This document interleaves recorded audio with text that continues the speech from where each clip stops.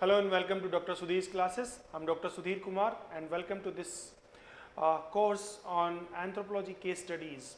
Today we are going to talk about few case studies that will enlighten us regarding kinship studies, right? See, normally what we see, what is kinship? In anthropology, you might have read that kinship is the relationship acquired by birth, or you can say blood, or you can say consanguinity, right? And marriage, or you can say alliance. That is what kinship is,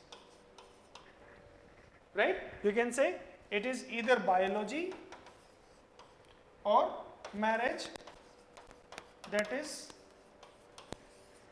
creating the kinship bonds. That is what we say, right? But now, what I am going to tell you in these case studies is that these two are the only criteria for kinship. Kinship means your relations, right? Your social relations, or you can say in society, whatever relations that you consider that these are my kins, right? Nowadays, the world have transformed, right? We don't just have biological kins or marital kins. You may have some friends who are so close to you that you call them on your birthdays, right? Marriage or any function, celebration, whether it is, you can say happiness or sorrow, you call them. They are part of your family. They are one, and you can say same. They are part of your extended family, you can say, right? So what that means, right? That means they are your kins. So basically here we are going to explore these newer dimensions on kinship studies through some anthropological ethnographic case studies that many anthropologists have conducted field work, right, in different areas, whether it is in Malaysia, in Israel, right, even in India. So I'm going to give you a glimpse of those case studies, and I will bust a myth also of yours that till now you are considering that kinship is either acquired by birth or marriage. That myth is going to be busted today. Now, anthropology, you can say, is not only help us to understand the diversity of the world, but it helps us to critically analyze our own beliefs. It busts our myths. That is what the actual purpose of anthropology, right? It makes us more human. It makes us to realize that this is not the only explanation that we can give for the presence of humans, who we are, you can say, or you can say what we actually do. There can be many more explanations, and we are slowly and steadily uncovering those areas of human's life, right? Now let me start that whether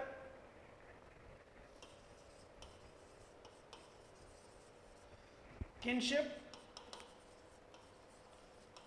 is acquired only by birth and marriage, or there can be another means, or there can be any other mean, right? See, very simple explanation that I can give is, don't you think adoption can be one way in which one can be somebody's son, somebody's daughter, right? So adoption can be one way. In today's world, you know that in India we have Central Adoption and Resource Agency, CARA, right, that have a legal statutory status in you can say Indian legal system. So basically adoption can be one way. That is the simplest explanation that you can have. Not only this, other than this, there is one case study, right, that was done by done by Janet Carsten.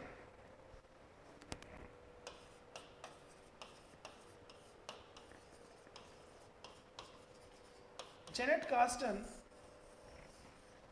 conducted field work on Langkawi Island. Langkawi island of Malaysia. Right? And her study is very important. She will give us a altogether new insight into what we can call a kin. Right? So basically what she says that kinship bonds are created because of living together in the same house. This society says that kinship bonds are because of living together in the same house and eating together. Right? You can simply say sharing a house and hearth is responsible for the kinship bonds. These people believe because since the birth a brother and a sister lives in the same house, right? They eat food from the same hearth. That is why they have similar blood, right? After the marriage, sister is married off, right? And she started living in a new house. She started using a new hearth. So her blood will become similar to the persons with whom she is eating and living, right? So basically her blood will change when she will reach the another household. Not only this, these people, Langkawi people, they believe that if suppose some outsider come to their village and start living with them, start eating with them, so that person will also become their kin. They become the part of a large extended family because of living and eating together.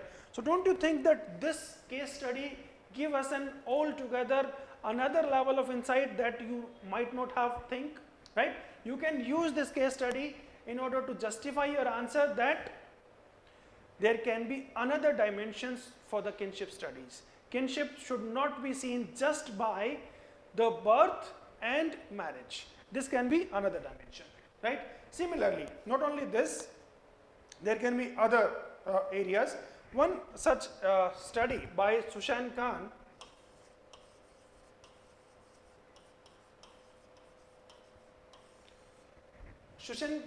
did ethnographic work on Jews, right? Jews follow Judaism, right? And that belief, Judaism, have some, you can say, orthodox traits. One such trait that the women should be impregnated by another Jew. The women should not receive semen of another man. That is one such belief in that religion, right? But this, you can say, there is one catch here. What she studied, artificial insemination, right? You can say assistive reproductive technology. That is artificial insemination and kinship, right? How these two things are related. So basically artificial insemination, it is, you can say, it can be helpful in increasing the chances of birth of a baby, right? So naturally the birth of a baby is supported by the state of Israel, right? Because Israel want that everyone should reproduce so that their society can sustain, they can have sufficient population for their country. That is what the state of Israel want, right? Even if it is through artificial insemination, state recognize that person as a legal citizen of Israel, whether it is through insemination or that semen can be from any person. It may be Jew, it may be any other person, right? That will be considered as a legal citizen of the country. But the faith and the leaders of faith, rabbis and all, they do not consider this as the kin, right? They reject this. So what is this? That this person, right, through assistive reproductive technology, this is also the kin. Now because of the change in technology, kin relations, the way one acquire a relationship is changing. That is another case study that you can use, right? Similarly, there was a movie recently that was by Akshay Kumar and that Punjabi singer, right? That movie was related to exchange of that semen, right, among two women. So basically, that is one another, you can say, kind of way of looking at kinship. Another way is surrogacy. Again, I want to talk about another movie, that is Mimi. Recently that movie was there, right?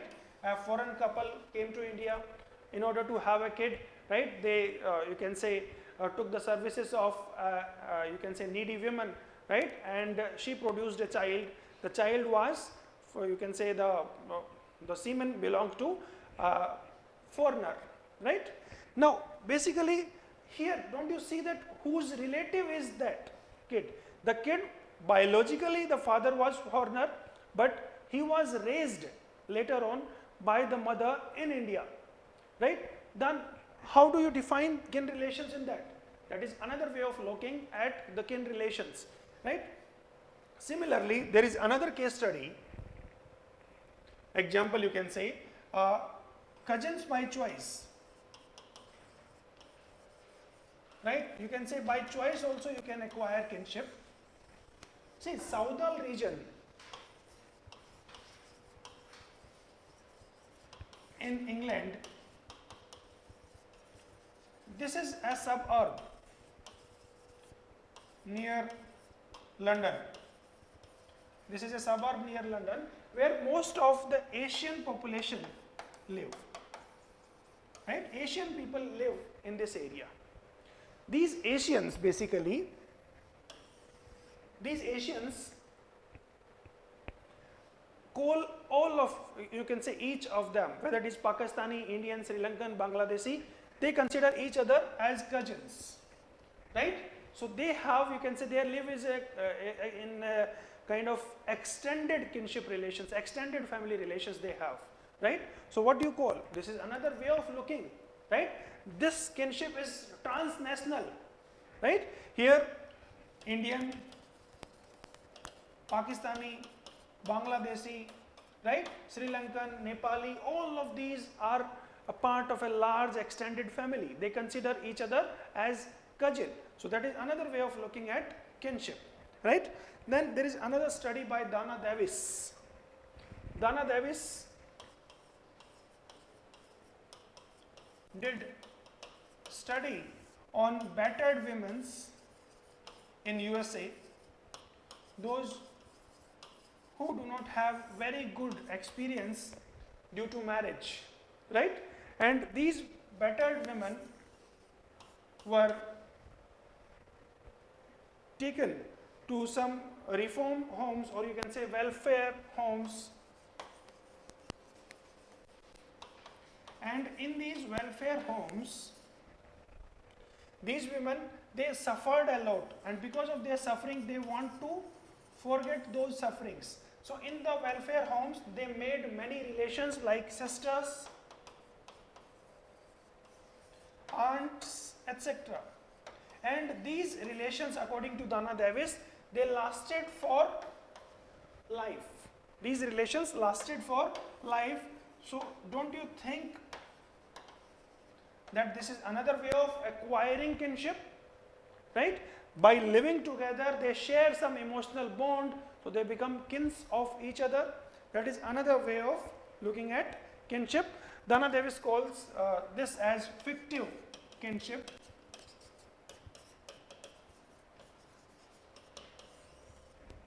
Right? Fictive kinship. So these are few case studies that I say that you can use in your answers, right? Suppose the question is that what are the newer ways or newer dimensions in kinship studies, right? So new dimensions, you can simply say that these new dimensions, we can understand that world is changing, right? And there is change in technology, there is globalization, there is transmigration, you can say migration, rapid migration of people from one country to the another country. So this transnational migrations, right? All these things, and even we can say some of the examples from some simple societies help us to look at kinship in all new light, right? Which busted many of our myths, which have enlightened us. So this, you can say, you can use all these scholars. One that I gave you, Langkawi,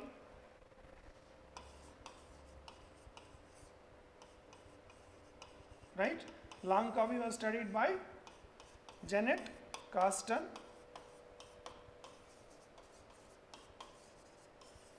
right?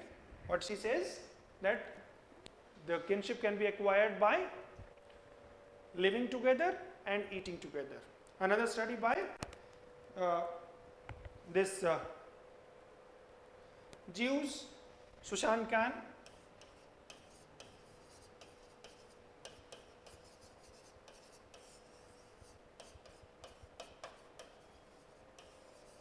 Jews, and you can say artificial intelligence. So they are legal citizens, so naturally they are kins. So law assures, technology make kinship bonds, right? Then this study by Dana Davis on battered women's in USA that you can use, right? Her concept of fictive kinship.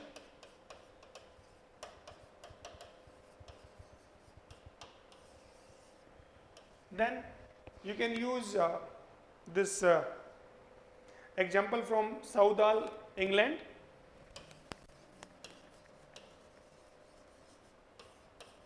Right? Where all Asians living in Southall, they call each other as kin. Then you can use one more example, you can say one ethnographic study by Keith Watson.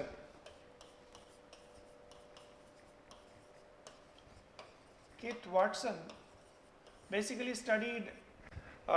did ethnographic work on gay and lesbians, right?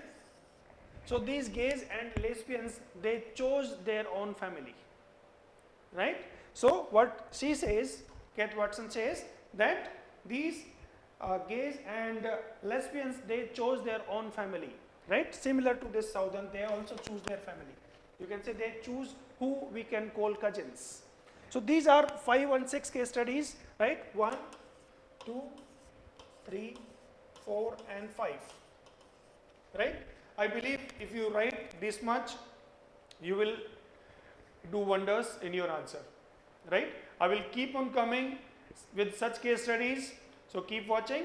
And if you have any suggestion, if you want any case study to be taken on any particular topic, please write back to us. I will definitely respond with some insights that will definitely enlighten your mind and that will help you to critically analyze your own perceptions about the humanity. So thank you, all the very best.